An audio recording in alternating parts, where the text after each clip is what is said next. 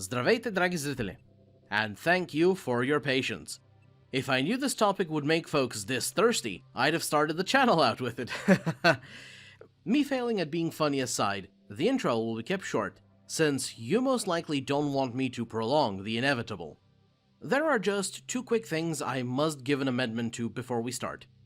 First, after the Terran video's release, Subsorian and a decent few of you corrected me on StarCraft not being intended to be a 40k game. My bad. That apparent rumor was stuck with me for over a decade, so in my brain it had crystallized as a certainty, hence why I didn't bring it up in my research session with the big lore man. As for the second, based on the comments, some got the impression that the video was about putting the Caprul sector's Terrans against the Imperium. Evidently, I should have communicated it more clearly, but that is not the case. Comparing the two was intended to serve the purpose of showcasing how viable it is for the former to survive within the 40k galaxy. Because the latter, as the most immediately similar faction to the Terrans, is already one that keeps on living there. So if the denizens of the Caprul sector have parity, or even superiority in the fields of science, technology, organization, space travel, and space magic, that clears them one bar for making it in the 41st millennium. But also because the Imperium is the benchmark for what one needs to survive against, which includes the limited attention it can spare given its numberless theaters of war, in order for it to sustain itself there as well. Where, again, when there is parity and/or even superiority in comparison to them, that further cements the invading species' staying power, as presented in the previous video. However, just to make sure it's been clearly stated, in a direct one-to-one war scenario with no external distractions, despite their ability to make similarly devastating tech, such as laser drills with a continuous power output equal to over 150 nuclear reactors all at once, due to sheer volume of mass alone, the Terrans of the Caprul sector cannot defeat the Imperium of Man. Give them access to 40k resources and 500 to 1000 years of prep time, and then we can talk. Now, the bugs though. As we all know, Australians are cut from a different cloth than normal humans, given their choice of residence. However, enhanced by their military record against it, the true power and terror of the land down under comes from its nightmarish wildlife. And the Griblies of the Caprulu sector more than match the ferocity, viciousness, and ability to evict your soul from your corpse and into the void with same-day shipping necessary to fit the title of Space Australia. Exemplified most, and best, by today's invasive species being transplanted into the 40k galaxy, the Zerg. From among you who are not familiar with StarCraft and are open to learning new things, many are probably going, Zerg are so fascinating. I wish we knew more about their physiology. And as a proud, card-carrying member of the I Hate Bugs Club, it would be my absolute pleasure and delight to illuminate you with the following wisdom. I know all about them. Put a bullet in them, they die. Alas, while that may be true, sort of, we'll get to that later, there is quite a bit more to them. As a first dip of the toes into the topic, I cede the floor to James Rayner for the in-world summary and perception of these creepiest of crawlies. The Zerg are the stuff of nightmares. Highly evolved xenomorphs. Killing machines. A whole mess of different critters make up the swarm, as it's called. And they all answer to a single hive mind. The Zerg are like locusts, sweeping across the galaxy from one planet to another, leaving behind only death and destruction. So far, so standard when it comes to hive-minded horde Xenos. Now, to accentuate their uniqueness and establish how well they would do if transplanted into the 41st millennium by comparing them to their obvious closest analog in Warhammer, I would summarize the Zerg as Tyranids painted red, ridden by White Scar cosplaying speed freaks. By that, I don't mean that their particular bioforms are notably speedier than those of the Nids. Poor Brenda and Susan off of Creep can attest to that. Instead, that is more so in reference to their functions, which we will touch on in a bit, as in this video I'd like to build up from what I think are the less impactful aspects about them. beginning with their battle roster.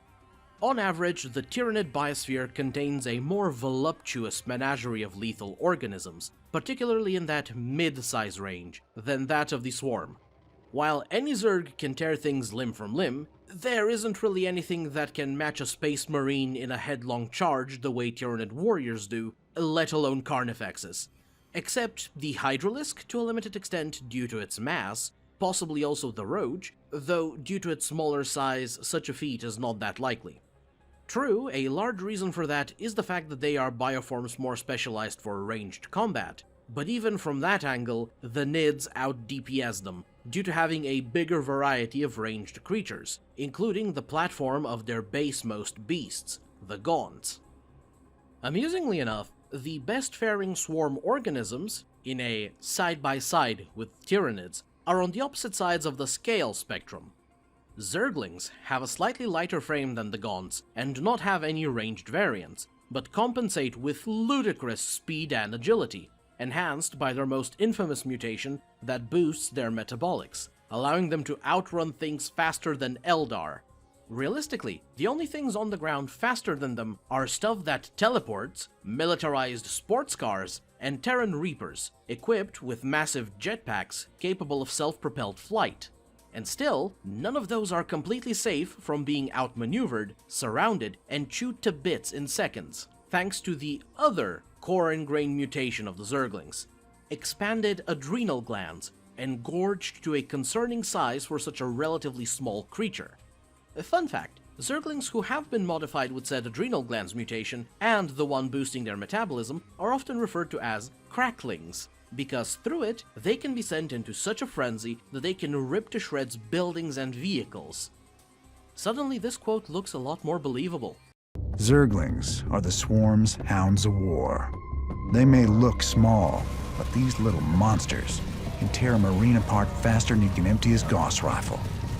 Both for added context and as a reminder from the Terran video, a Marine's Gauss rifle has about 100 rounds per magazine and a fire rate of 30 rounds per second. And we lowballed the standard CMC 400 powered combat suit to have 60% of the durability of Astartes armor. A lovely case of, nice gun wall you got there. Cool, you wiped out waves 1 through 3, but in the time it took you to do that, waves 4 through 10 of the methamphetamized murder bugs made base-to-base contact. Also, don't rely on the high ground to keep you safe for long, since they can also climb sheer vertical surfaces. Funniest of all is that the Zergling DNA strain is so simple and well-refined that a single larva, the basemost Zerg creature from which everything in the Swarm's biosphere morphs, can pupate into 2 separate Zerglings. But wait, there is more, since depending on which brood you are facing... Quick intermission. Broods are the Zerg version of hive fleets, technically the same species, but oftentimes containing different modifications, rare creatures, and specializing in different ways of combat. Resuming, you can be beset by 2 of the most prominent strains of Zergling. The aptly named Raptorling, adopted by the primary Zerg swarm brood, which mutated large membranous wings that further increase its speed, allow it to make longer leaps and jumps due to the limited burst of low flight they offer, and through which they can scale cliff sides in heartbeats. Or Swarmlings, a further streamlining of the Zergling genus, which allows not for 2, but 3 individual Swarmlings to spawn from a single larva, morphing near instantly rather than the almost half a minute normal Zergling gestation takes. Which, in turn, allows broods that have adopted it to not only recover, but surplus attrition rates that would make Peter Turbo or the average Krieger go, "That's a bit appalling, innit?" And finally, as a cherry on top, in the midst of battle, Zerglings are capable of mutating themselves into Banelings, a blob the size of a space marine, filled to bursting with acid capable of melting through starship hulls, that can roll around at about the speed of an unaugmented Zergling, so still pretty fast, which explodes in a wide area upon impact. Hormagaunts might be built heavier and with more penetrative power of their claws and teeth, but one of these can melt 20 or so of them, possibly more, depending on how clumped up they are. Conversely to these little buggers, on the very opposite weight category, we have... The biggest Zerg badass of them all is the aptly named Ultralisk. This beast of war is a true monster. Once it's released onto the battlefield, there ain't much that can stand in its way and live to tell the tale. A big bastard of a bug that matches Thor's, which are the same size as Warlord Titans, in both size and tonnage, as it is capable of squishing machines in the weight class of a Lehman Russ battle tank or an Astartes Rhino with the same effort it takes an industrial jackhammer to do the same to a soda can. When it comes to viable ground-based Titanic Tyranid creatures, the only one I was able to find that comes in that particular size category is their Dominatrix. No, not like that! I meant this. And while both are a fairly high investment to produce, the Dominatrix is far more expensive in terms of biomass cost, as it is, technically speaking, the personal DMPC of a Norn Queen, being one of, if not the biggest, synaptic nodes for the Hive Fleet's troops that can manifest powerful psychic phenomena, as well as a portable factory, birthing new bioform horrors directly onto the battlefield. Opposite of it, the Ultralisk might not look that imposing, but we have to take into account that, as a platform, it is far more plentiful, due to being a dedicated combat creature rather than a synaptic node. In a few instances, it also quote-unquote spawns units, because some Ultralisks have swarms of broodlings, comparatively small slabs of flesh with attached teeth and claws that are so supercharged with aggression-inducing hormones and fluids that they expire seconds after being removed from their host creature due to their violent biology, which is usually enough for them to shred whatever it was that took down their host after they burst out of the beast when it is slain. Obviously, however, its true terror is displayed up close and personal. While devoid of any ranged forms of death dealing, you need to bring out the Titan-grade guns to properly put it down, or at the very least dedicated armor-piercing ammunition, since its carapace and hide are thick enough to shrug off things capable of obliterating Astartes. And once engaged in close quarters, Ultralisks bring a bulk and musculature capable of throwing around Warlord Titan-sized targets, paired with 4 scythe-like bladed claws, evolved with monomolecular edges. Honestly, if, keyword if, one of these manages to properly charge through the annihilating weaponry and grabs on, it is liable to snip through the leg of an Imperator Titan. So whatever you do, when it goes, hit me! Fight me! Give me a hug! Just don't. All of that is also without considering the variations of the template you encounter, because among some broods exists a strain that exudes clouds of toxic gas, while among others rumbles another, which, upon being dealt a killing blow, will collapse and encase itself in a cocoon.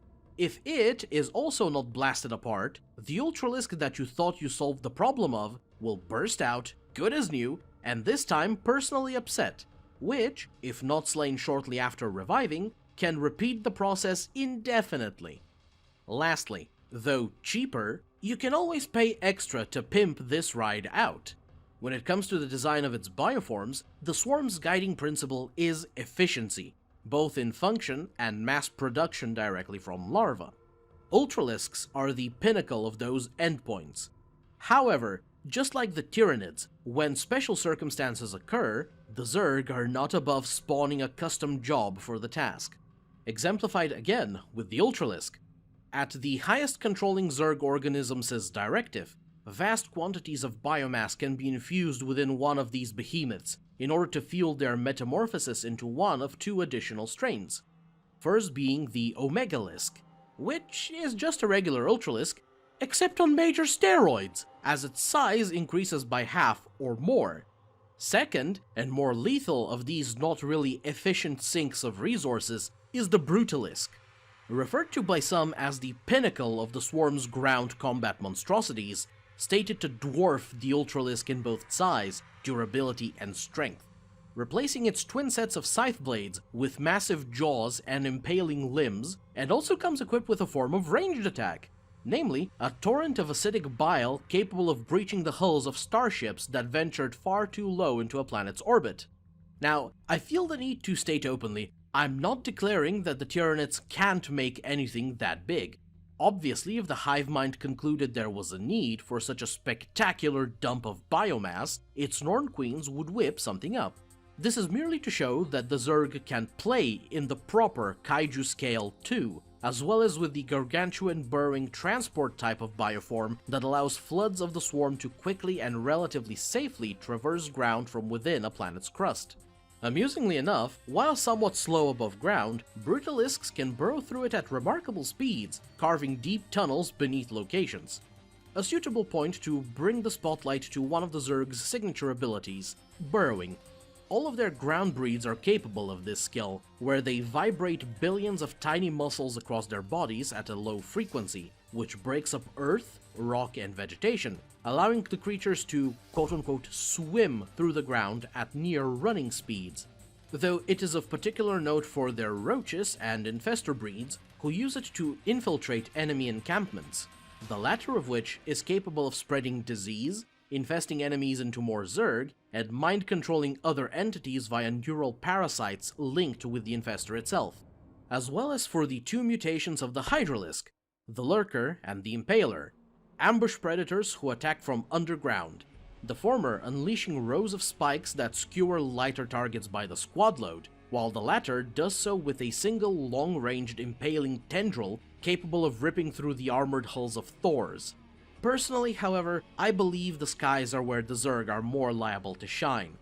Gracing the atmospheres of 40K with their terror, the flying, nearly orca-sized Mutalisks will quickly make the anti-air industry of any race boom. Despite their size, through the use of their wings and the excretion of volatile gases throughout the length of their bodies, they fly faster than any Terran ship and most of their fighter craft, which, in terms of function, efficiency, and performance, are comparable to those of the Tau, with exceptions being things like high-end engines getting supercharged for brief bursts of speed. But while those machines need to resume normal function after several seconds, or risk severe malfunction, the serpentine predators of the swarm can keep up the pace constantly, thanks to their supremely optimized metabolism. On top of that, thanks to the agility and musculature of their serpentine bodies and wings, Mutalisks are capable of enacting sudden, near-instant turns, stops, drops, ascends, weaves, and other skybound maneuvers with precision that almost no machine is capable of. You gotta wait for the Protoss video to hear about those. All of which, together with their speed, they regularly achieve both in atmosphere and in the vacuum of space. Paired with this nice supreme mobility is also a terrifying weapon known as a glaive worm. How it came to be is actually kind of funny. You've probably seen news and videos of parasites infesting the mouths of fish, where they eat away their tongues and nestle themselves in their place, effectively replacing it. Well, on the homeworld of the mantis screamers, the species from which the Mutalisk was created, existed a parasitic worm that would basically do the same by infesting the roosts of the screamers, where it would eat its way into their, cloacal cavity and replace their ovipositor organ in order to leach nutrients from the creatures. When the Zerg devoured the mantis screamers, the creation of the Mutalisk was derived from the parasited ones, as they fully united the two beasts' genomes, where now the Mutalisks gestate and produce the worms as living ammunition, which, similar to the Broodling, have aggression and bodily functions dialed up past the point of living beyond more than a minute, which are fired at short range. The big difference between them and Broodlings, however, which is also where their glaive name comes from, is that the worms are so ravenous that after ripping into a target for a brief burst of violence, they will then leap onto new subsequent targets to repeat the process until they expire, thus shredding through enemies both in the air and on the ground that tend to cluster together. In case squadron formations or swarming gargoyles don't find the Mutalisk too scary, there's also the Scourge! Remember Banelings? Big suicide bombs of acid that can melt through capital ship plating and violently explode in a wide area? Well, the Scourge is that, but quintuple the size and thus its deadly payload, which is actually bioplasma rather than mere acid, which can be produced at the same frequency as Zerglings due to how simple its genetic sequence is, and in a straight line, again both in atmosphere and in open space, can fly faster than Mutalisks.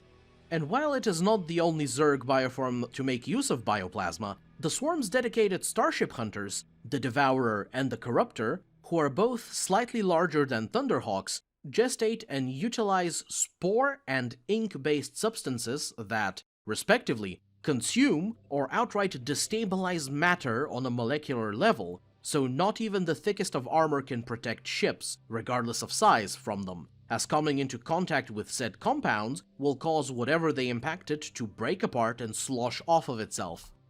Despite this, I'd wager that most of the Warhammer fans are not really that impressed, but might appreciate the Zerg's greatest air and voidborne asset, as it is finally something that naturally stands in the weight class of 40K, the Leviathan.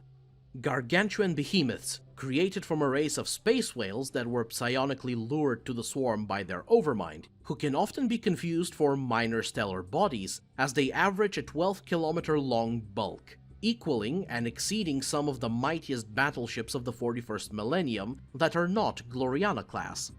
Literal floating biospheres whose insides cavern with tunnels and chambers hidden beneath so much flesh and bone that Terran scanners are incapable of breaching deep enough to map them all. Several Leviathans were able to successfully blockade a star system, preventing Terran reinforcements from coming to the aid of the planet being invaded by the swarm at the time.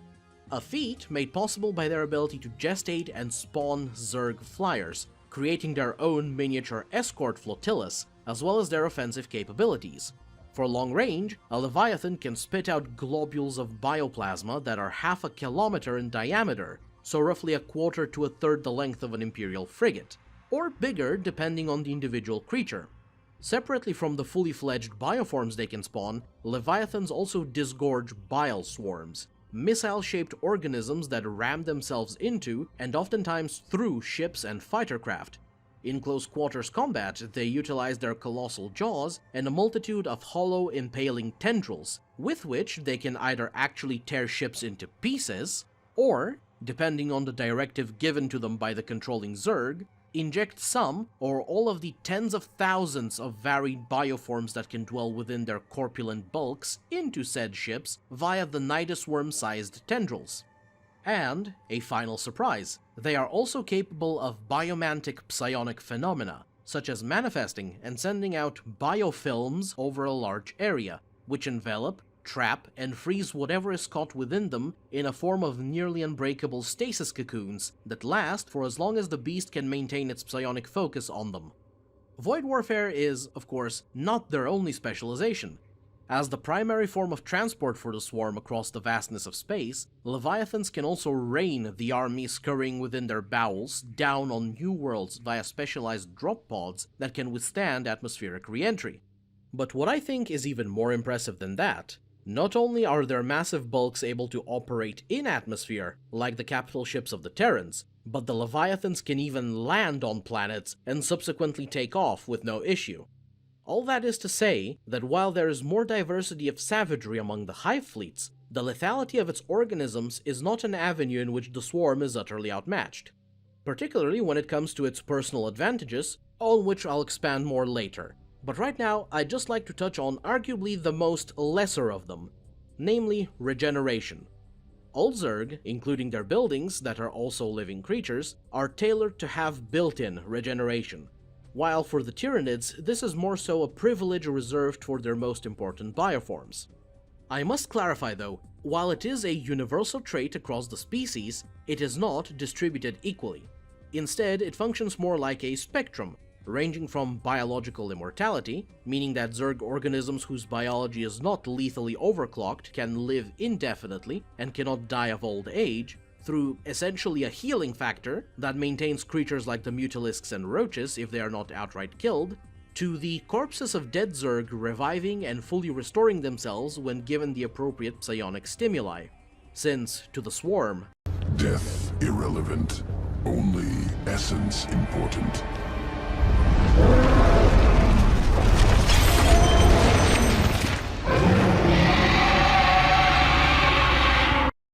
Generally, these rancid bugs' flesh in of itself is a blight that can infect the very soil of a world and can become nearly as difficult to root out as orcs.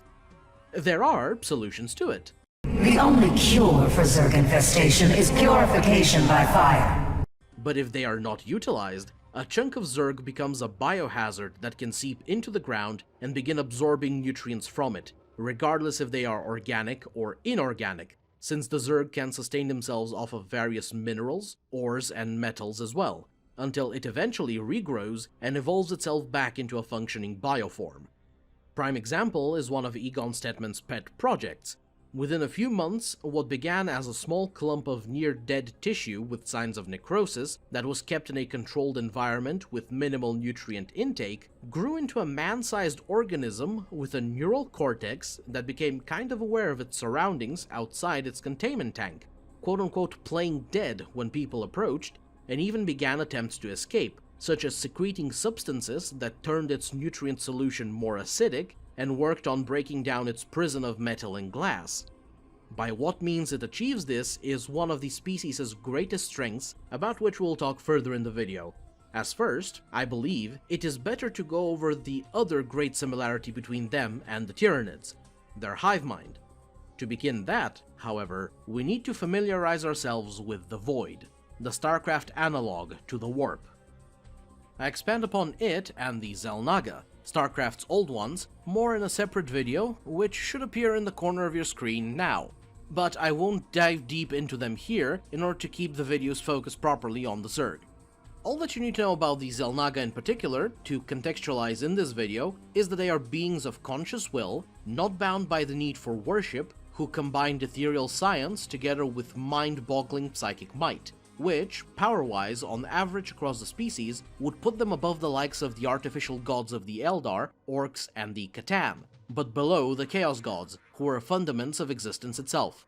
More important to this overview, however, is their dimension of origin, which, as a brief side note, does not have anything to do with the other warp dimension that is used for FTL in StarCraft. Normally, the energies of the Void are entropic, destabilizing, and damaging. Not inherently corruptive like the Warp, but destructive. When coming into contact with matter, they unmake it on a subatomic level, while contact with other forms of energy causes their flow to be disrupted, broken, and ultimately snuffed out. This matters to us for the purpose of this overview, because the Zerg Hivemind psionic link is made out of void energy. It may not have the terrifying perk that is the Shadow in the Warp, but comes with the special benefits of psionics, namely being tied to and contained within the genetics of its bioforms, thus not inherently subservient to external pressures like the tides of the Warp or the disruption of blanks, as well as being destructively resistant to outside forces trying to flood into and subvert it, thanks to the previously established properties of void energy. Attempting to directly dominate and usurp the Hivemind's control is a severely taxing endeavor that requires unreasonable quantities of power and control, which, if attempted by 40K Psykers, is far more liable to result in chaos cameos than success. Though, it is not fully unassailable, since there are ways to turn their Hivemind into a weakness. For example, from the study of that concerning sample, Egon Stetman managed to decode a genetic sequence belonging to the original Overmind entity that held the Zerg together, from which he developed a device that could emit frequencies mimicking this ancient leader, allowing it to turn some bioforms against the rest of the swarm due to confusion of priority command, or through things that interact strangely with void energy, such as the highly prized discovery the Terrans made of something they referred to as Sigma radiation, a type of radiation that, somehow, as the Terran scientists are not sure, disrupts void energy, which they used in the creation of devices called psi-disruptors, that cause the connection between controlling Zerg and their multitude of other bioforms to break down. Now, it has not been revealed what exactly it is, or how exactly it functions, but I personally suspect that the Psi-Destroyer, another similar device, which, instead of merely disrupting the Hivemind, caused bioforms connected to it to get violently ripped apart from the inside, must have used this radiation to an amplified effect, which, in simple terms, broke the containment construction of the psionic connection that makes up the Hivemind, resulting in the quote-unquote leaking void energy to do what it normally does, e.g. obliterate matter. Unfortunately for the Terrans, Sigma radiation is stupidly rare, due to which not many of these devices were ever created. and the Psi-Destroyer in particular was only ever made once, never to be replicated, from what we know at least. Though I should also point out that the bugs were only able to deal with and destroy the device thanks to something rarely seen in such xenomorphic species, an alliance. Or, well, in this case we're talking more about subjugating symbiosis, as they had brought along with themselves practically a brood's worth of primal Zerg, the original species that the Xel'Naga Amon uplifted to create the swarm as we know it. They, unlike quote-unquote regular Zerg, are individualistic creatures that only follow strength and convenience, with the only reason they accepted being brought along with the swarm, which they normally revile, was the prospect of being taken away from their homeworld of Xeris, thus allowing them to hunt, consume, and collect essence from across the cosmos. And because they are not a hive mind, they do not have any kind of Psi connection binding them, thus rendering the Psi-Destroyer absolutely useless against them, allowing them to enter its field, destroy its power supply, and once it's shut off, the rest of the Zerg finished the job. A far safer and more efficient way to circumvent the swarm's cohesion is to instead directly bind and mentally reprogram the individual synaptic creatures that act as command nodes for their psionic link, using them as a proxy through which to control the broods. That is partly how the Cerberus project got kickstarted, and how the UED enslaved the swarm during their invasion of the Caprilu sector. Easier said than done though. To begin with, the very structure of the Zerg hierarchy technically defends against this. Unlike the Tyranids, when it comes to their synapse, rather than investing in expensive, relative to the biomass used to birth them, bioforms with strong direct control of the lesser ones, which are often found close by to the front lines, the swarm is more feudal, in the sense that control cascades from top to bottom, where the lower rung of synapse creatures only really function as extensions of the higher standing ones. Hence, mind-breaking them is not liable to achieve much, if anything at all. Important addition to that, the controlling Zerg organisms predominantly linger far away from the battle lines and act more akin to modern-day generals rather than ones from antiquity. Since we've brought them up, and they're kind of important, please indulge me as we go on a small detour to explore the swarm's synaptic bioforms.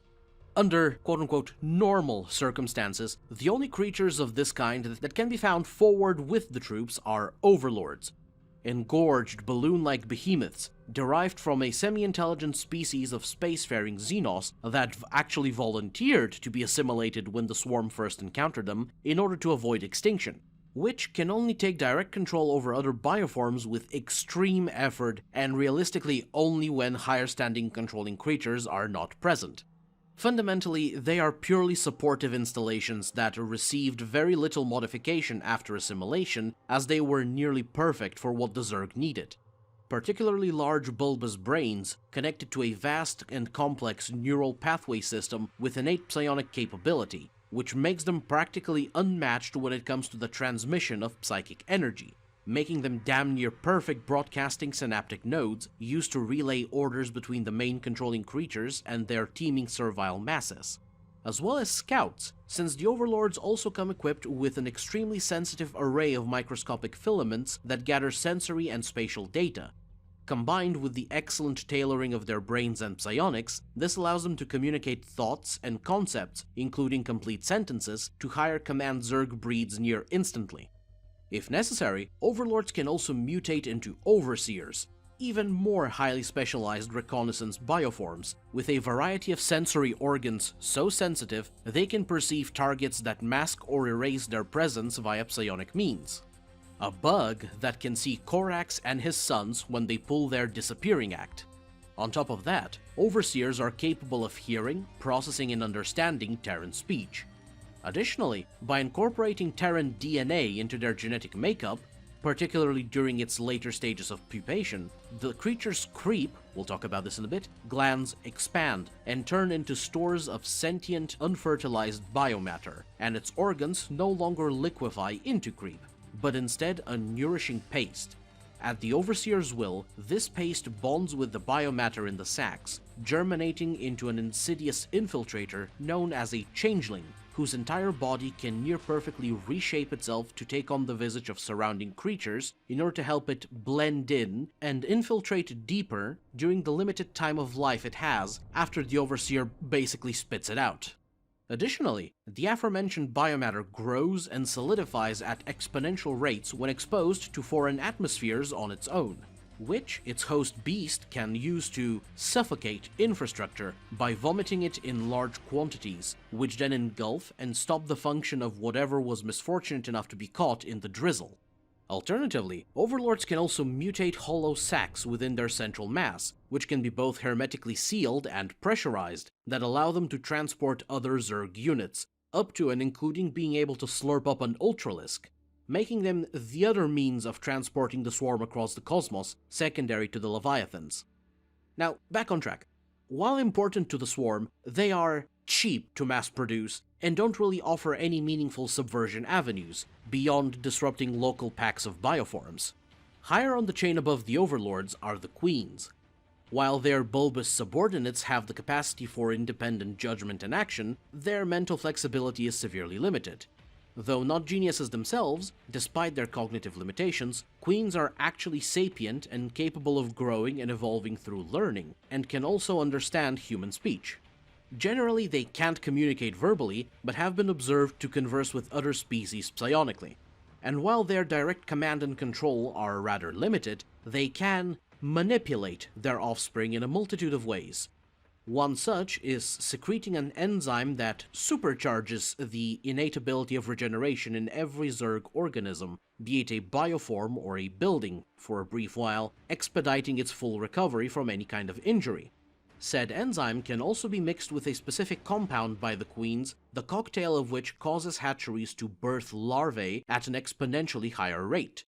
And finally, they propagate the spreading of creep, a living Zerg superorganism that comes in the thick and slimy form of a viscous substance, which, if left unchecked, can cover entire planets within days, draining all nutrients from the crust, as well as any dead or unfortunately living things it envelops, including the corpses of friendly Zerg for recycling, all of which it uses to nourish both the active bioforms and the buildings, uniting every aspect of a colony into a single connected creature. And, as an added bonus, microscopic filaments ingrained within the surface layer of creep allows Zerg bioforms to skate or glide over it, making them much faster, though some brutes have developed strains of creep that offer additional benefits to their armies. Overlords can spread creep by liquefying their organs, don't worry, they can regrow those at will, and spewing it out raw, while queens lay so-called creep tumors, living globs of tissue that accelerate its growth. However, what can be considered as one of the Queen's greatest intellectual achievements is redesigning Zerglings to be able to mutate into Banelings. On top of their considerable arsenal of acid-covered spines that can be shot out with armor-piercing velocity, infectious spores, and clawed appendages with the strength to rip and tear CMC armor, Queens are rather difficult to capture as living specimens, through which to usurp control of their offspring, because they almost exclusively reside at the heart of hive clusters, the very center and most heavily defended part of a Zerg colony.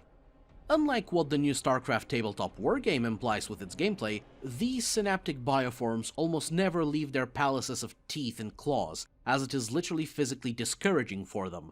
Referring back to Brenda and Susan, the Queen's legs are designed in such a way that when not gliding over the creep, they are very inefficient at covering various kinds of terrain, which is meant to disincentivize them from leaving the hive clusters and promotes focus on increasing their productivity and defending it from harassers and invaders. Essentially, they are the minor nobility that governs and runs individual estates, counties, or provinces, while the ruling aristocracy above them, responsible for the xenomorphic equivalent of nations, are the brood mothers. Significantly easier to explain, since they are, practically speaking, roided up queens in every aspect. Physically, they are bigger, stronger, more durable, bereft of mobility impairment, and rather than merely accelerating the larva production of structure creatures around them, they can birth their very own armies of bioforms directly. Mentally, however, is where the real danger comes in. Their expanded brain matter removed the cognitive limits of queens, allowing them to conduct complex problem-solving, advanced learning, and the ability to have multiple focuses, to the point where they become sentient and sapient individuals capable of personal autonomy. further enhanced by their immense psionic prowess, represented both in the overwhelmingly dominating wills that can subdue all other Zerg organisms, bar some individual exceptions, and the vast range in which they can project it, seasoned with the ability to manifest various psionic powers, most often of the biomancy variety. A finely tailored package tuned with the overriding directive to pursue strength and evolution, turning themselves and their broods into ever more lethal and enduring forces, but to also follow strength from within the swarm itself.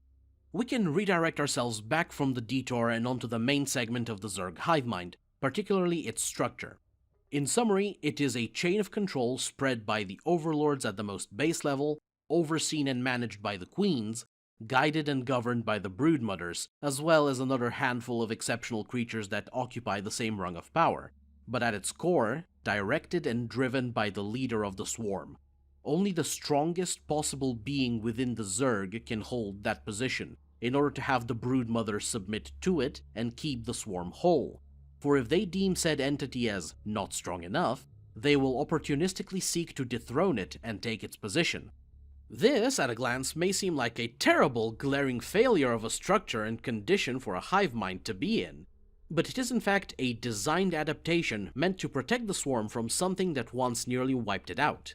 Originally, the apex and core of the Zerg was the Overmind, a city-sized organism that could command the entirety of the swarm's bioforms and had Alpha Plus equivalent psionic power, supported by its cerebrates, the creatures responsible for controlling the various broods at the time, who were practically literal extensions of the Overmind itself and were nigh immortal. Because if their bodies got destroyed, their minds, memories, personalities, and very being, which was all tethered in the Overmind itself, would be reborn into new bodies that could continue serving their master. Only through the use of void energy could true death be brought to them, as the being itself would be erased from the hive-mind connection. And that setup worked perfectly fine. Until...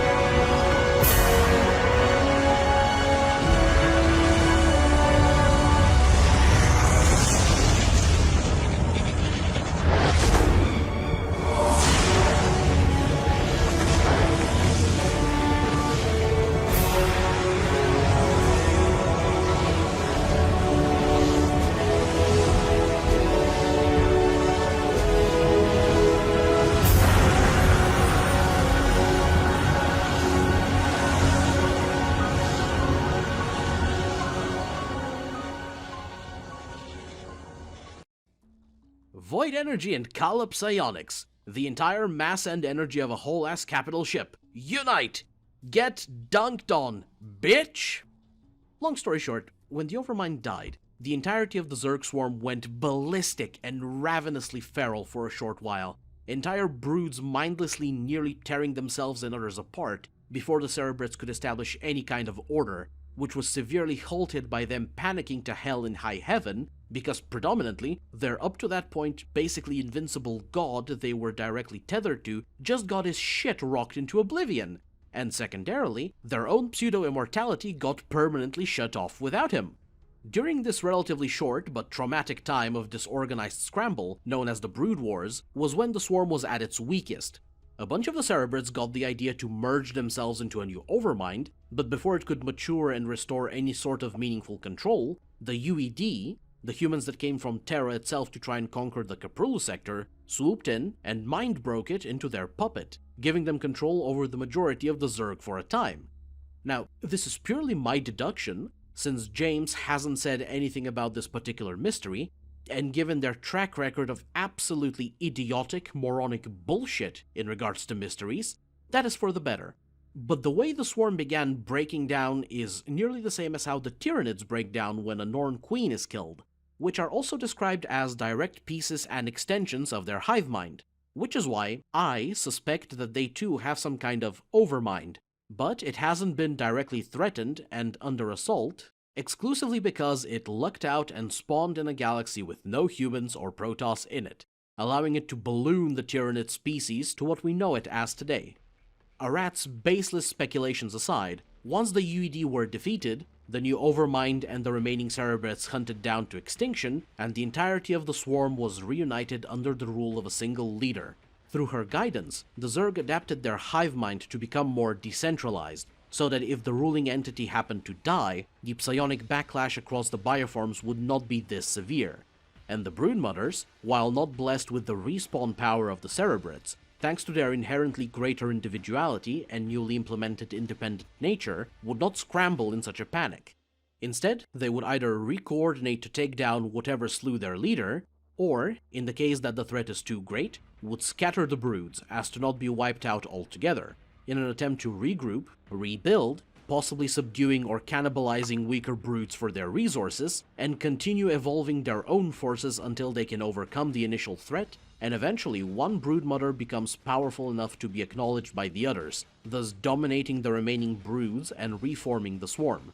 Until such a solution comes to pass, however, unity is maintained in a relatively, amusingly enough, orc fashion, where the broods follow whoever is the strongest Zerg entity around, always striving to evolve and grow stronger themselves, until they can possibly even challenge said leadership in order to usurp it, all the while becoming ever more lethal and powerful.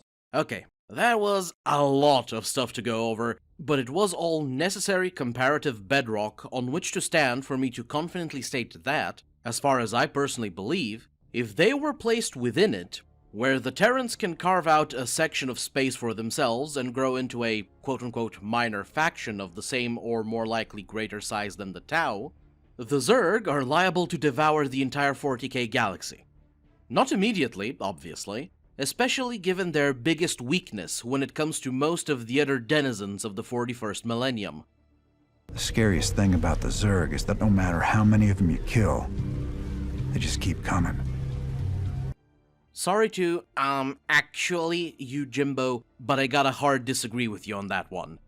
As far as we can best estimate from the various source materials, the entire Zerg swarm comprises roughly the middle to maybe high hundreds of billions of bioforms. Or, translated into Warhammerese, one full hive fleet, of the average to above average ones, like Behemoth or Kraken. For most other sci-fi settings, that would be terrifyingly impressive, but in the landscape of 40K, you could easily call it restrictively pathetic. Just like when combating any of the other factions of the Milky Way buffet, the Tyranids' greatest advantage is raw numbers. If all of the hive fleets ganged up on the swarm at the same time, they would simply tear it to shreds.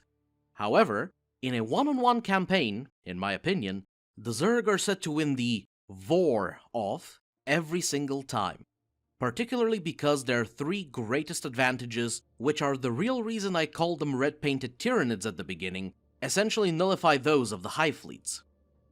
Welcoming us into exploring them is the hyper-evolution virus, also known as simply the Zerg virus. A core fundament of the Zerg genome is constant evolution and mutation at breakneck speeds compared to anything we've seen from the Tyranids or most other similar factions from sci-fi, where generations of its cells spawn, live, adapt, and pass on their adaptations in moments, iterating upon itself and anything added to it.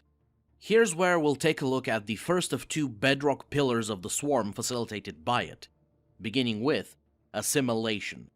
Inherited from the primal Zerg, whenever a bioform ingests or merely encounters something substantial that does not immediately kill it, its body can near instantly begin mutating, incorporating the adopted traits or compounds in beneficial ways. As an example, a number of Ultralisks kept as experimental test subjects in a hidden Terran lab broke out of their containment, and the scientists tried to kill them by flooding the zone with toxic gas. Within moments of that, after receiving the biological trigger for the hyper-evolution virus to kick in, they ingested the gas and not only became immune to it, but evolved organs capable of synthesizing, containing, and expelling it as a weaponized cloud of death around themselves. With these newly mutated Ultralisks becoming a strain adopted by some broods who could then birth more exactly like them, straight from the larva. And this principle works in the precisely same fashion from the cellular all the way up to the species level, as entire ecosystems can be consumed and repurposed as new Zerg. Its other, no less impressive, but severely more insidious parallel is infestation, as the hyper-evolution virus is not just a single compound. It is the base and core of every single microscopic cell and bacteria that make up everything Zerg. It is, in of itself, Zerg. From this, it comes with a nifty little feature likely evolved as a counter to a Zerg eat Zerg world, where whenever even the tiniest piece of Zerg genome comes into contact with any non-Zerg structure, it immediately begins to spread and remake it from what it is into Zerg, thanks to its virulence, which is second to, or arguably even more potent than that of the Flood from Halo. Now, all of that may sound too abstract to grasp properly, so let me try painting you a picture. Imagine the genetic makeup of a whole species as a text document, consisting of a title, which is the name of the species, and underneath it, a body of text that describes everything there is about the species. Where most other xenomorphic species in fiction would delete the title and put themselves as its replacement, when they absorb other creatures, the Zerg virus instead begins editing the text body itself, remaking the original species into being Zerg. An example of which we see in Wings of Liberty, where the infested Dr. Ariel Hansen's DNA has become over 99% Zerg. And in case that wasn't scary enough, the hyper-evolution virus can also, to an extent, affect and influence non-organic structures as well. An obvious question I think some might have brought up at this point is what exactly does this infestation mean in this case? Briefly summarized, it causes rapid explosive mutation. When not guided by a higher consciousness for a specific purpose, the virus goes absolutely wild in every way possible, while editing what it has infested into a Zerg bioform, until the original host is changed into something stable enough to function, or sometimes little better than spasming goop on the floor, if the mutations were far too severe and came on far too quickly for the initial template to handle. Due to this, and the enormous cost in biomass and design, is why the virus is sparsely used in aerosol form that can be pumped into the atmosphere by hatcheries. Yes, when the Zerg use it like that, they can overrun and infest entire planets in what seems like the blink of an eye. But if said planet has something specific the swarm wants, the random mutations will destroy that genome with how violent they are, erasing its unique traits and quirks, like in the case of psionics from StarCraft losing their psionic potential from random infestation, thus making whatever the initial target was useless in terms of a sought-after upgrade to the Zerg. Hence why, more often than not, when looking for something special, the bioforms intentionally hunt it down. However, among all of the chaos, pun intended, that the unguided hyper-evolution virus causes, there is one singular constant in its function that is always present. Anytime it metaphorically edits a new text file, it always installs a receiver that immediately connects and enslaves the newly mishmashed entity to the Zerg hive mind. As seen with infested humans, who remained aware of what they had become and were being forced to do, but could not control themselves as the infestation puppeteered them. Obviously, there have been attempts to counteract and medicate the virus. The protoss even managed to reverse its effects on one infested Terran, but it was only temporary. In the end, the fact remains. The only cure for Zerg infestation is purification by fire. No matter how long it takes, how good your immune system is, or how weak the sample of the virus is, You can delay the process as much as you want, but once it is within you, the Zerg virus, through sheer virulent mutability, will overcome you and bring you into the swarm, unless super major psychic bullshit can purge your entire cellular structure and leave you standing afterwards. The singular exception to this rule are the protoss themselves, since both they and the Zerg were uplifted and modified by Amon to specifically be exclusionary in this regard to one another. And while because of this the Zerg cannot steal any traits from the protoss, be it through assimilation or infestation, they can still consume them for raw biomass. Topping that off is maybe the scariest aspect of the virus, namely that as a technical organism in of itself, it can hide and stay dormant until triggered. To her immense chagrin, we again look to Dr. Hansen's people. They, along with a number of other fringe colony populations, were infested, but the virus would only surface sporadically to force them to migrate further and deeper towards the Terran Dominion's core worlds, with the hinted implication being that the swarm wanted the infested colonists to reach the biggest Terran nation's core, where they could be in close proximity to the highest possible number of other people, and only then would the infestation fully trigger in order to spread faster and to a bigger population chunk, effectively crippling the Terrans' defenses before the proper Zerg invasion. And it would have worked if Raynor's raiders hadn't diverted so many of the fleeing colonists to other fringe worlds, and then personally cleared out the infested, either via mass murder when the infestation triggered itself openly, since it couldn't go further, or after undertaking John Carpenter's The Thing style tests on everyone before needing to defend the non-infested from the minor Protoss strike fleet from curing them all just to be safe, so that the tide heading towards the core worlds was made manageable enough for the Dominion military to halt and vet through properly. So, if the Zerg and the Tyranids were to engage in battle, the moment a Nid bioform omnom-noms a Zergy one, it is getting its biofunctions frazzled by the infestation, rearranging its guts and cellular composition, very likely losing all of its psychic potential, getting cut off from their own hive mind, and getting put under new management. Or, the worse case scenario, where the Nids consume a bunch of Zerg, and while thinking they won, they go to their digestion pools to recycle themselves and be slurped up by the Hive Fleet's ships, only for the hyper-evolution virus laying dormant and hiding itself within the slurry, as it adapted to resist the digestion and biodegradation, to activate and directly infest the ships themselves, along with the Norn Queens aboard them. That's why, in my view, to win, the Tyranids would need to surround the swarm with overwhelming numbers, and for the hive mind to just go, okay, I know you're hungry, but no munching. No munching. Just murder, death, kill, and we'll see what we can do after that. Ripping this invasive species to shreds instead. Because when your big trump card is eating your enemies to get stronger, how do you beat an enemy that also gets stronger when it eats you, but when you eat it, you switch teams?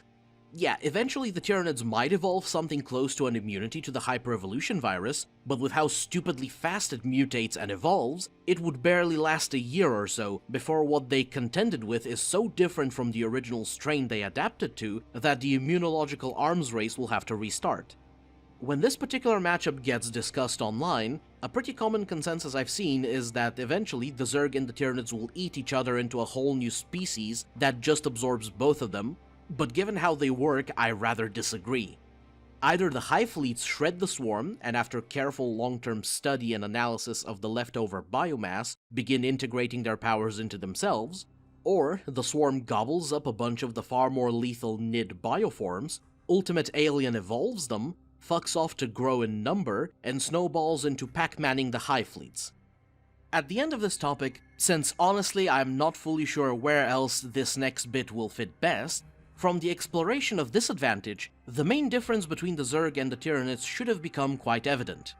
The Tyranids are predators, who pursue, hunt, and corner prey, gorging on all of its nutrients to fuel themselves for their next hunt, while the Zerg are parasites that put the likes of the Gene Stealers to absolute fucking shame, where the Nids would release countless different bioforms from the micro to the macro scale, which outcompete and invasively drain a biosphere of all resources, the Zerg become the biosphere. They don't strip planets bare, they infest, take over, control, and hold whatever worlds they set down on. recycling the resources on it over and over and over, while developing ever finer killing machines in even greater numbers, before they can be shipped off-world to whatever battlefield the greater swarm needs them at. And, in another stark difference from the Tyranids, when cut off from the greater hive mind and becoming feral, the Zerg don't just join and settle into the biosphere of wherever they were abandoned at, like with the creatures from Catachan and Fenris, who are said to be long-lost Tyranid bioforms that adapted to their new worlds after being lost to their conscious collective.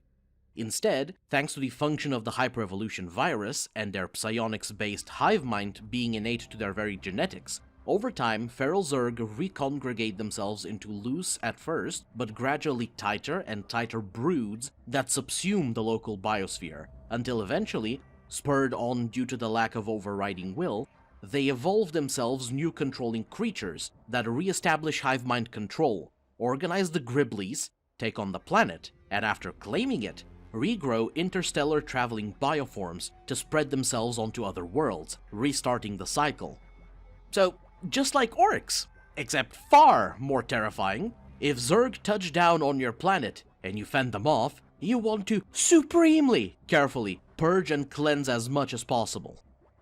Hopping over to the next big advantage the Zerg have, this one is kind of a combo meal of a particular bioform and a cheat hack of the level of genetic control the swarm leaders can exert over the various bioforms. Where its first half is a pretty cool bug, a great bug, or dare I even say, the one good bug, Abathur.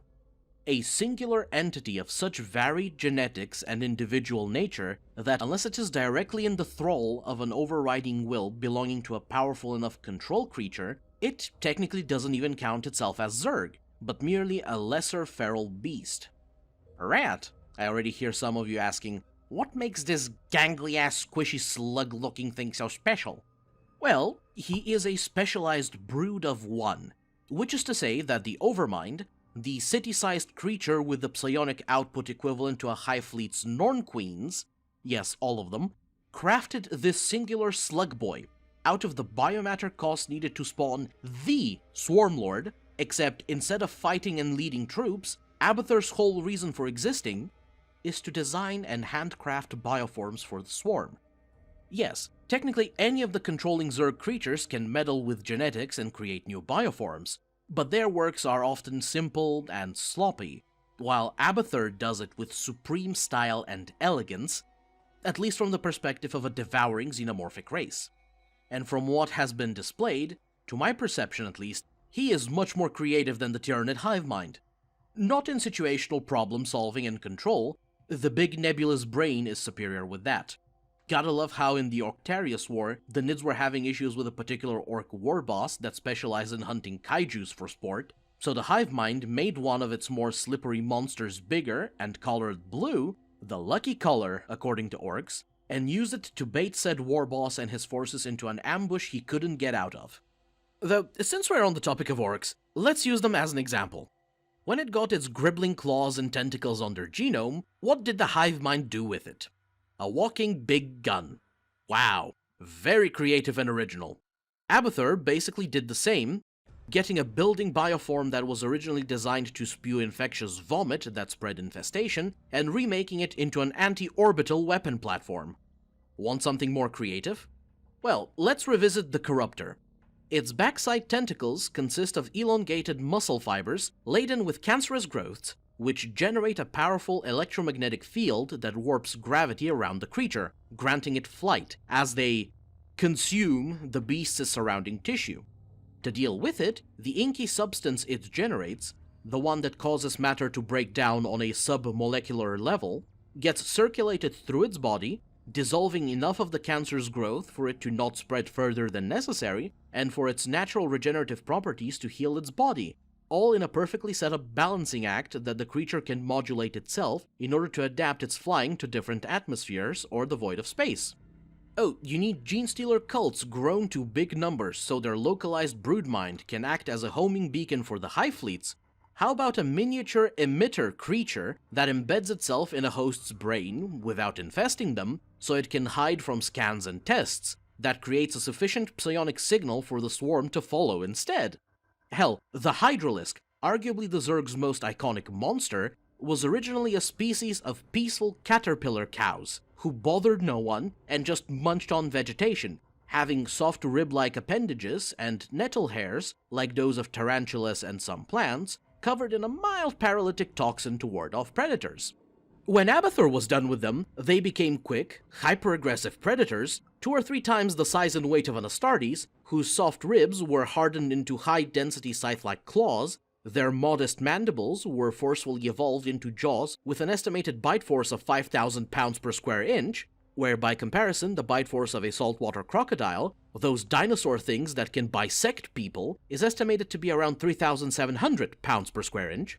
And their nettle hairs became grooved 30-centimeter spines, whose mild paralytic coating was turned into lethal poison. And, as an added bonus, the Hydralisk has 4,000 muscles, compared to a human's 629, a portion of which can launch the spines with enough force to penetrate 2 centimeters of neosteel from half a kilometer distance, at near hypersonic speeds and a velocity greater than that of the C-20A rifle, one of the main armaments for Terran ghosts. Abathur's main focus is constant improvement on function, efficiency, and streamlining of production, to give the best possible results for the most minimal possible cost.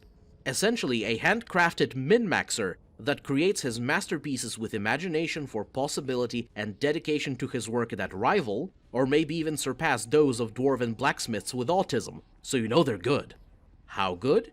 Well, when the Swarm returned to Xeris, their de facto homeworld, as that is where the Primal Zerg species originated, the aforementioned Primal Zerg, who have the same capacity for hyper-evolution and assimilation on an individual level, who had long since subsumed everything on Xeris, as practically every living thing on the planet was Primal Zerg, who had spent multiple millennia in the ultimate evolutionary eugenicist free-for-all against each other, the moment they saw Abathur's works, they immediately went, "Damn, that's some good shit! I gotta turn into that." Clarification note. The Primal Zerg are able to eat the regular Zerg and evolve without issue by kind of cheating. Because their base genome in of itself is also Zerg, so the hyper-evolution viruses go apeshit and install the hive mind when you get in contact with a non-Zerg compound trigger does not activate. So all that remains in play is the individual organism's excessive mutation and evolution as the biomass is absorbed. Having his accredited work stolen like that was something he was not too pleased about. Primal Zerg. Unacceptable. Must be wiped clean. No trace left. Destroy Primal Zerg. What are you talking about? Saw ranged Primal Zerg creatures on battlefield. Based on Hydralisk. Primal Zerg stole design from Swarm. Swarm on planet for hours. Days. Already being replicated. Abathur. Are you upset? Unacceptable. Swarm's power. Ability to assimilate strengths. Primal Zerg must not take from us. The only thing that proved itself better than him at this whole genetic manipulation thing was another Xel'Naga, who was more of a scientist as he was weaker than Amon. And Abathur had no issue of admitting that himself, essentially telling the titular Queen of Blades, "Hey, remember when I made you, and you were like, the best thing on the market for a solid 5 years? Yeah, this guy blows my work out of the water. We should join up with him." Now, an easy fault to come to terms with, because Slugboy here is smarter than a Primarch. Damn it! I want to be perfect! I wanna! Bunk! I wanna!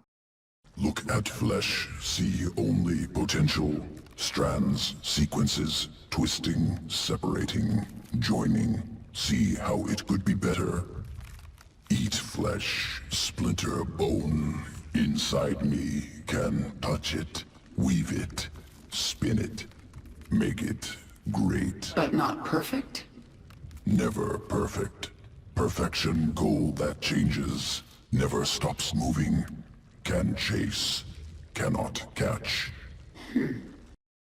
Cheeky jokes aside, the thing that pairs with Abathur and elevates his personal excellence to the point of being an advantage over the Tyranids when comparing the two, is that the Zerg technically have a sort of genetic Wi-Fi.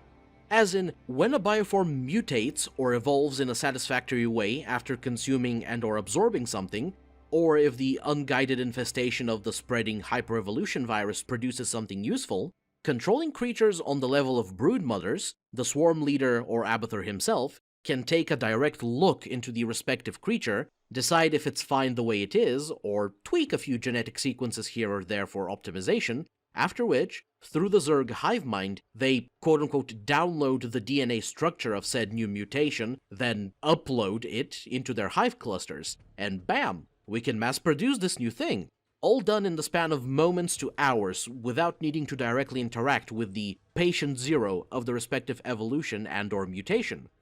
Now, if said patient zero returns to the hive clusters for direct overview and analysis, the final product can be refined far better. But it is not necessary, since with the case of the Ultralisks, who became gassy, despite being stuck in the laboratory, new ones like them could be produced outside of it.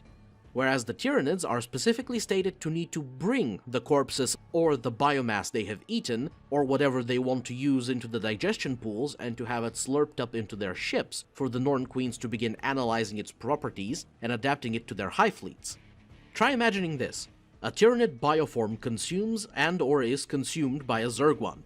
Due to the effects of the hyperevolution virus, it gets cut off from its own hive mind and is instead installed into that of the swarm, along with purposefully mutating, and if the end result is fine enough, which overwhelmingly it should, since in the beginning we talked about how Nids happen to have decently more lethal creatures than the Zerg, in the next hour or so, the Zerg hive clusters begin pumping out their own Tyranid bioforms.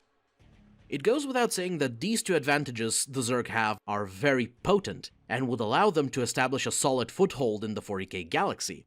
However, in this rat's humble opinion, both of them pale in comparison to their third and greatest advantage, the one that truly earns them the Speed Freak honorary title. That warp travel, FTL jumping thing the Terrans have that we talked about in the previous video, which we established would basically be the best means of FTL in Warhammer if it was introduced there. The Zerg also use it. Let's put the gravity of that into context. Despite their own nightmarish ability to evolve and adapt, the Tyranids are the slowest faction in the 41st millennium. Their Narval bioships can bend space and gravity into corridors that allow them quicker than sublight travel between star systems, and can also mess with planets' tectonics, but this can only be used outside of the gravity wells of stars, since those can overwhelm the Narvals. For everything else, they must resign themselves to sublight speed. Usually this doesn't bother them, since the shadow in the warp, projected by the hive fleets, isolates planets from communication and also messes with their prey's own travel through superhell. But whenever possible, gene stealers infest space hulks that get flung through the immaterium, and their cults abduct the void ships of their host races, because traversing the Empyrean tides is far faster than what the hive fleets are capable of, since it normally takes them years or decades to go from one end of a solar system to the other, and sometimes even centuries to float between solar systems. By contrast, while slower than the engines of the Terrans, but still comparable in speed, the Zerg, through their psionics, can tear open entrances and exits into the StarCraft warp dimension, which their Leviathans and other void-capable bioforms can fly through.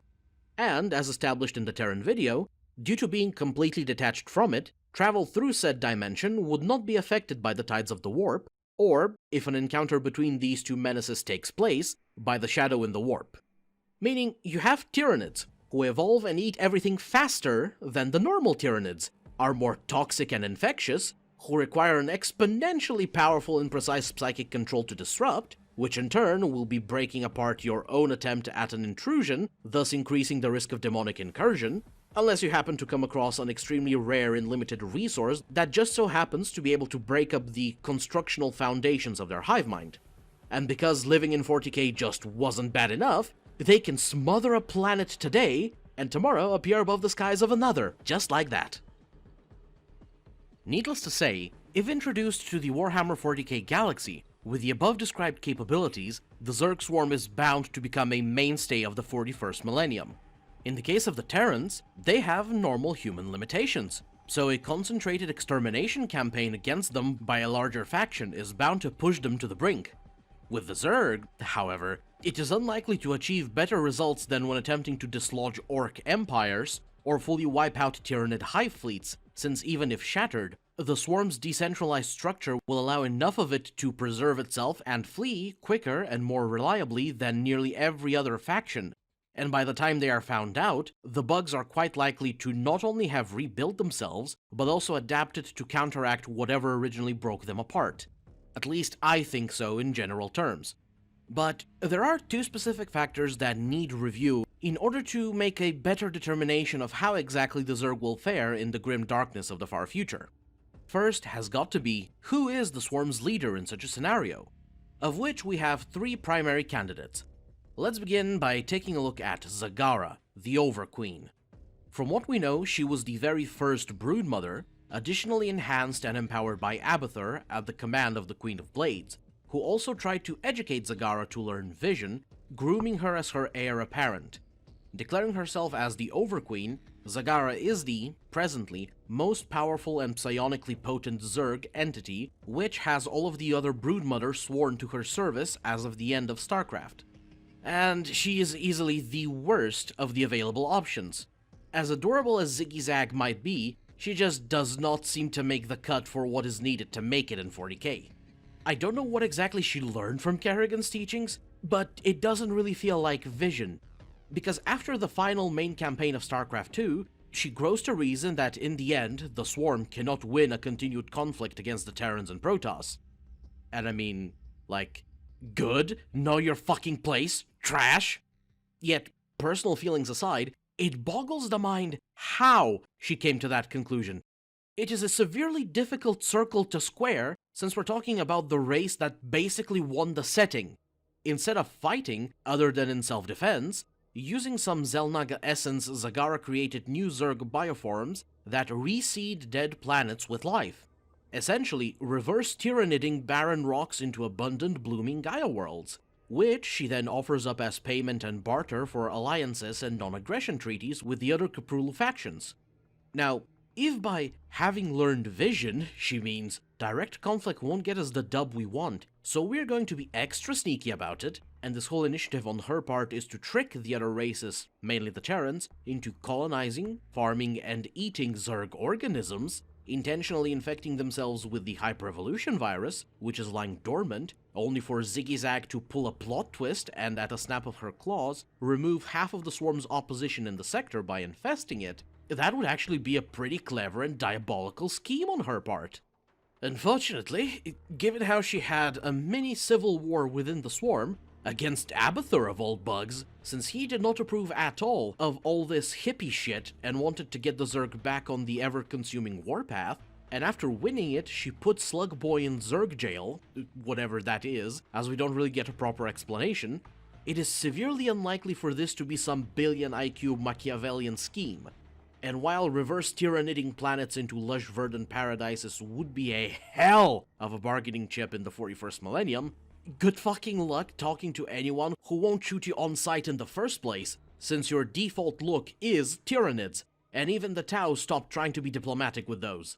At best, if she somehow gets the commie fishweeps to listen to her for a moment, maybe the Swarm can enter into an alliance with them, helping them expand far quicker, but it will be a relationship at mutual gunpoint, unintentionally for the Zerg, given how terrifying they are, and very hurriedly prepared by the Tau, given how terrified they would be.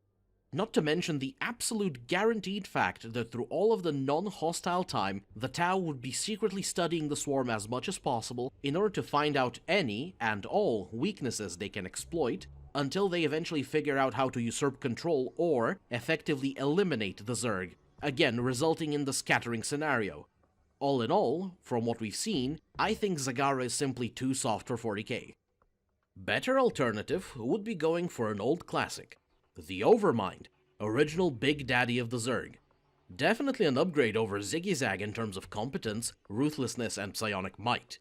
However, as cool as he may be, there is a slight issue with him leading the Swarm in infesting the 41st millennium.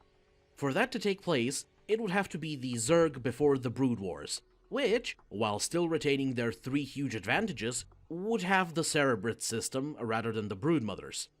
Their deep connection and dependence on their master, I think, would prove to be less adequate in such a scenario. Though not clarified anywhere, it may be a reasonable presumption to make that the Cerebrits spurged out because the Overmind was killed with void energy, which destroyed the creature's very being, not just its body. If only his physical form was lost, I'd wager it's not a far stretch to imagine that the Overmind's consciousness would likely just jump into one of the Cerebrits, similarly to how they go back into him, and then mutate the creature into a new appropriate host body for himself. It's only because in the original story his consciousness was obliterated that his favorite servants lost it and tried to merge themselves into a whole new Overmind, instead of him reviving into one of them. Which is sweet and all, but even if there isn't void energy in Warhammer, or if there is, as well as stuff that meddle with it, it will take a long-ass time to discover and weaponize it, the big factions of the setting have an option to combat the swarm that did not exist in StarCraft for various reasons. Popping planets on the regular if necessary. Unlike the Broodmothers, which are physically impressive in their own right, Cerebrits, and especially the Overmind, were far bigger creatures that needed to be rooted on-world, and could not freely and continuously reside aboard Leviathans, instead needing to use a great amount of psionic power to basically magic themselves from planet to planet. This delayed mobility would be a grave weakness in a galaxy filled to the gills with things batshit and lethal enough to smash headlong into them. I reiterate again, if it turns out that the Tyranids have basically the same Overmind/Cerebrit structure, where the Cerebrits are the Norn Queens, they are realistically remaining functional because their Overmind equivalent is outside of the Milky Way, so getting to it would be impossible for the majority of the factions that can do something about it. And if every planet that hosts this Habsburgian circle of controlling organisms was found and obliterated, despite not using void energy, that would more than likely kill the whole leadership structure permanently, since they wouldn't have anything suitable enough to respawn into. All of which is bound to shatter the swarm even worse than the Broodmothers being forced to split apart. Really hate to admit it, since, as mentioned in the last video, I am quite upset with That treacherous bitch. But unfortunately, Sarah Kerrigan, the Queen of Blades, would be the most optimal leader for the Swarm to have in 40k. Regardless if it's in her original Infested incarnation, the subsequent power-up where she fulfilled the prerequisites to become a Xel'Naga, topic expanded upon in the bonus video, and reached Alpha Plus status likely able to have a fair slap fight with Magni Magic, or after she actually ascended into becoming a fully fledged Xel'Naga that was powerful enough to put down the one who orchestrated their near extinction as a species, any version of Kerrigan would possess the far more important attributes of competence, ruthlessness, and drive needed to navigate the Warhammer setting, while under her the Zerg would have both the flexibility and will of purpose to be far from easy prey.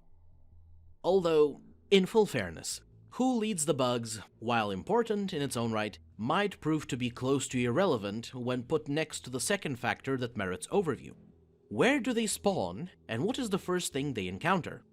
Thanks to Warhammer 40k's sheer vastness, as it spans the whole galaxy, the average outcome to those questions is some quiet middle-of-nowhere system with one or a few standard Imperium-held planets, e.g. ones like our modern Earth, just with a spaceport or two on them. Alternatively, you can roll a nasty case of snake eyes and appear within the front lawn of a fully awakened Necron dynasty.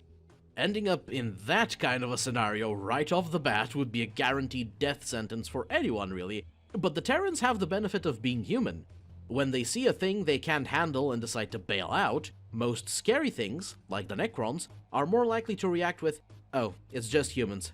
That's whatever. We have more important things to deal with," allowing them some reprieve to get themselves a quieter starting spot. Severely unfortunately for the Zerg, however, when you can be easily mistakenly profiled as Tyranids, you can bet your bottom biomass that practically everyone within light years will react with exceptionally extreme prejudice, declaring a crusade/hunt of extermination, which will make long-term escape and development incredibly hindered. But, and it's a colossal one, unlike the Terrans, whom we established last time would most likely end up as a new minor faction on the level of the Tau, before getting blunted by external forces, when transplanted into the 40k galaxy, if they are not immediately wiped out, the Swarm's capacity to snowball out of control is staggering. You could easily say that the Zerg's biggest limiter in StarCraft is what they have available on the menu there. Despite that, they make do rather exceptionally, as we've already covered in this video. Now, like with the Terrans getting access to Warhammer tech and resources, imagine what the Zerg can shit out after being presented with the myriad nonsense that goes bump in the 41st Millennium buffet they get introduced to. As far as I have thought about it, I think that after a few specific choice encounters, the Swarm simply wins 40k, regardless of who is leading it, since even Zagara might drop the peace route after she realizes what is at her disposal. They are, in no particular order, a splinter tendril of Hive Fleet Chronos, from the devouring of which the Swarm will be augmented with knowledge of chaos and means of resisting it, on top of all of the baseline Tyranid upgrades doing so will provide, possibly allowing them to develop their own hive mind in a way that can snuff chaos out, similarly to the Shadow in the Warp. Next, some orcs, from which the adrenaline growth might be useful, but primarily to get their stupidly efficient spore gestation system that would make the development of the hyper-evolution virus in airborne form much easier and cheaper in terms of dedicating biomass to it.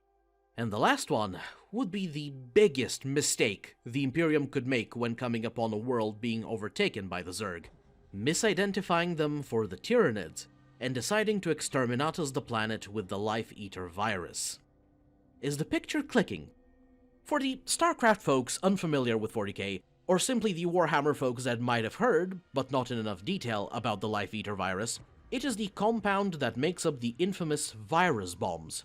To quote from the book Predator: Prey, the virus breaks down organic material, anything it comes into contact with, on the molecular level, and it breaks it down fast. Estimates based on observational records suggest complete planetary biological infestation in a matter of minutes. Everything rots. Everything is broken down and reduced to sludge. And in the novel Flight of the Eisenstein, it is described to be able to do this as, quote, killer microbes that eat through organic matter. Recall the segment about Zerg infestation, about the hyper-evolution virus's virulence, and how, when it comes into contact with any other biostructure, and to an extent even some inorganic ones, it near instantly begins to mutate and rewrite them into Zerg bioforms. The Life Eater strain. If Abathur is able to tinker and toy around with the Exterminatus weapon, it will likely be adapted as a living cloud that strips matter under guided direction, most probably replacing the Broodlings as the main defensive filling of buildings, maybe even incorporating it into some of the larger bioforms, which, mixed with the Zelnaga-level quality design of the old ones, when it comes to the Orkoid spore system, would likely result in this literal wind of death being easier to produce than merely aerosolizing, the hyper-evolution virus on its own. Through it, the Swarm would be able to strip planets of biomass at much closer to the blink of an eye than Raynor's introduction of the bugs could have predicted, while also propagating any anti-chaos adaptations and mutations developed after chowing down on Kronos. Topping this theoretical off, because it will be comprised of the hyper-evolution virus as well, this viral strain will be undergoing constant mutation, so the Imperial fear that overuse of virus bombs against Tyranids might lead to them gaining immunity to it, due to the compound's fairly uniform formula, would not factor into it. If such a bioform actually gets developed, turning the Swarm into Tyranids with Eldar/Necron level FTL that can eat planets via virus bomb, I just can't imagine what can possibly stop the Zerg at that point. But perhaps you, dear viewer, can. I'd love to read your thoughts on it, and also on what other nonsense you speculate the Zerg can evolve or mutate after having a munch from the 40k platter. Or how zogged would everyone be if the Tyranids do manage to shred, and subsequently trial and error adopt the Zerg goop for their own use. Feel free to also share what you think the case would be with the Protoss arriving in the 41st millennium. Phew, man, this one was long to get through. I would still like to extend sincere thanks to you all for your patience, hopefully well earned by the entertainment this video brought you.